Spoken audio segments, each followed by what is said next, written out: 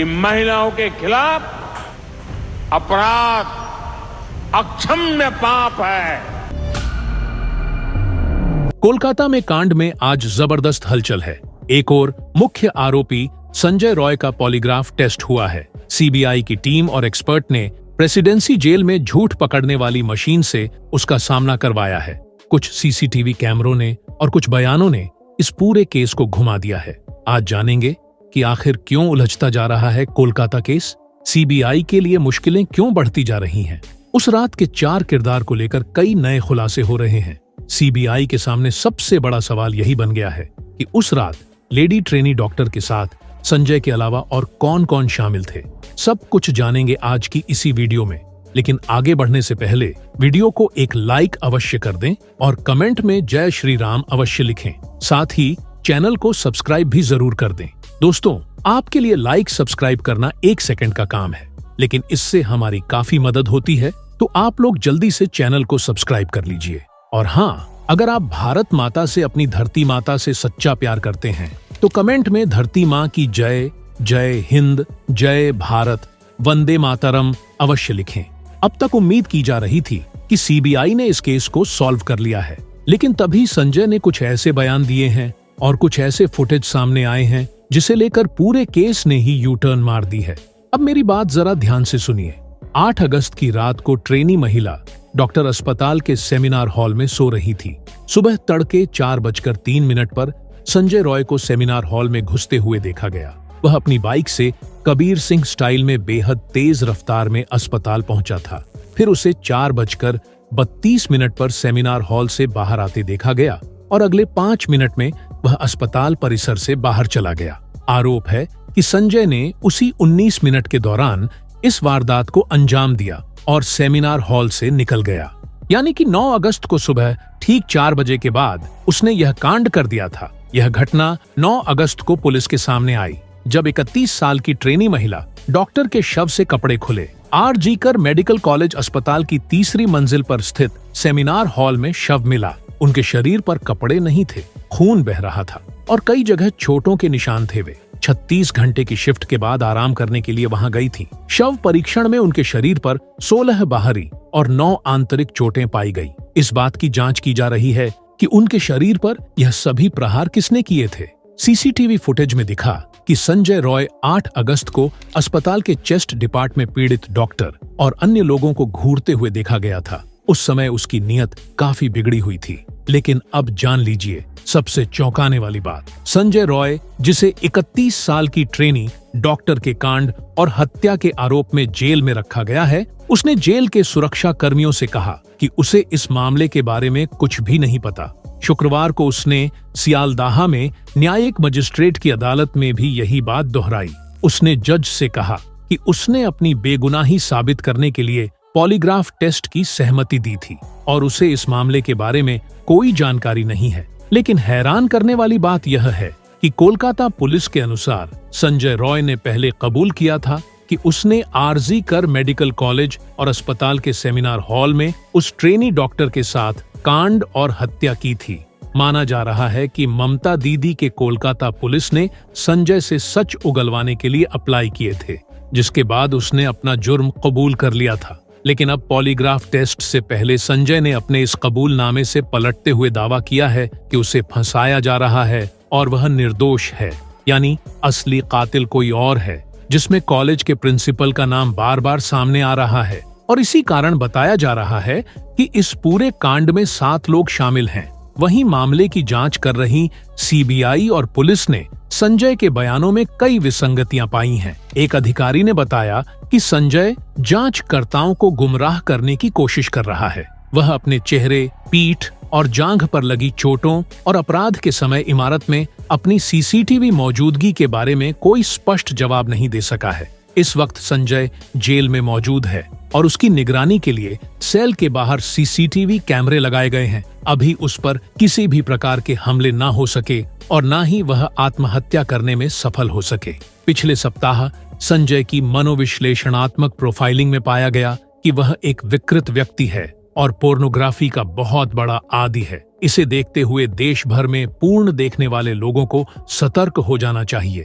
CBI के एक अधिकारी ने कहा कि उसके अंदर जानवर जैसी प्रवृत्ति है और उसने अपराध के लिए कोई पछतावा नहीं दिखाया है, यानी कि एक पूर्ण आदमी को जानवर बना सकता है। संजय ने अचानक एक बयान देकर सीबीआई अधिकारियों को हिला डाला है। अब संजय बार बार कह रहा है कि उसने महिला को नहीं मारा, जिसके बाद यह भी सवाल उठ रहा है कि क्या उसने केवल काम किया और चला गया? अगर वह हैवानियत करके चला गया तो फिर महिला के साथ और क्या क्या हुआ और उसे किसने मारा? क्या इससे उन 7 लोगों और प्रिंसिपल का कोई संबंध है? संजय रॉय की वकील कविता ने कहा कि संजय अब पूरी तरह से जांच में सहयोग करना चाहता है और सच को सामने लाने के लिए पॉलीग्राफ टेस्ट के लिए तैयार है, यानी कि इस केस में अब बाकी आरोपी भी बच नहीं पाएंगे। वकील कविता ने आगे बताया कि जब संजय से पॉलीग्राफ टेस्ट के लिए सहमति ली गई थी तब वह खुद वहां मौजूद थी और उन्होंने संजय को समझाया कि यह टेस्ट क्या होता है।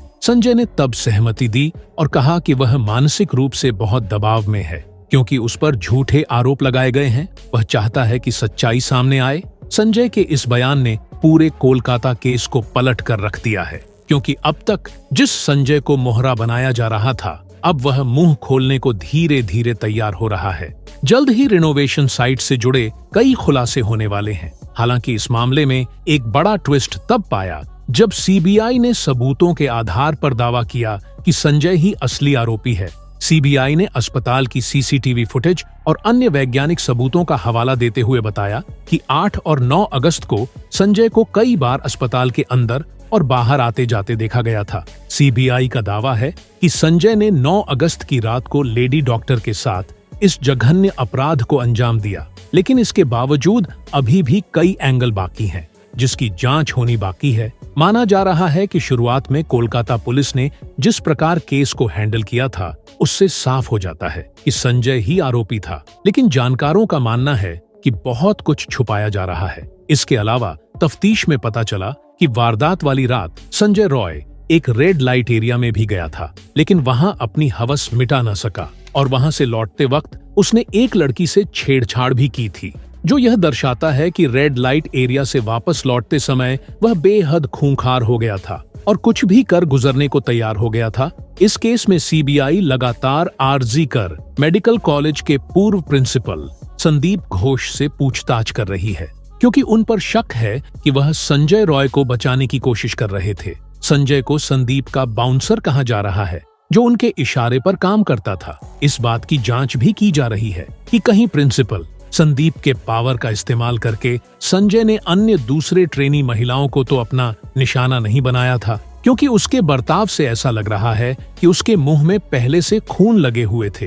हो सकता है कि उसने पहले भी कुछ अन्य महिलाओं को टॉर्चर किया हो, लेकिन प्रिंसिपल संदीप के साथ उसके कनेक्शन के कारण किसी ने संजय के खिलाफ आवाज उठाने की हिम्मत न की हो। इसी कारण इस बात की जांच की जा रही है कि कहीं प्रिंसिपल संदीप के इशारे पर तो संजय ने इस घटना को अंजाम तो नहीं दिया था। इसके अलावा संदीप पर और भी कई गंभीर इल्जाम लगाए गए हैं, जिसकी जांच जारी है। सीबीआई के सूत्रों ने बताया है कि जूनियर डॉक्टर के 4 सहकर्मियों की लाई डिटेक्टर टेस्ट की गई, क्योंकि उनके बयान एक दूसरे से मेल नहीं खा रहे थे। और अब संजय का पॉलीग्राफ टेस्ट भी हो रहा है, जिसके सभी सवाल जल्द ही हम लेकर आपके सामने हाजिर होंगे।